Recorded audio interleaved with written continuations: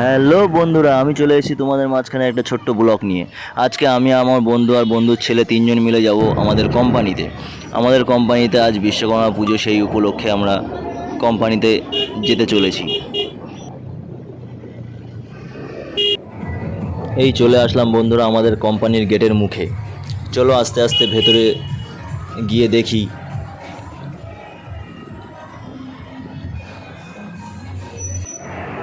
এই চলে আসলাম পুজো মণ্ডপের সামনে। খুব সুন্দর লাগছে, অন্য অন্য বছরের তুলনায় এবার মণ্ডপটা খুব সুন্দর সাজিয়েছে। ঠাকুরটাও খুব বড় নিয়ে এসছে। সবাই দেখো বন্ধুরা আশেপাশে বসে আছে, সবাই কেউ কেউ অঞ্জলি দেওয়ার জন্য।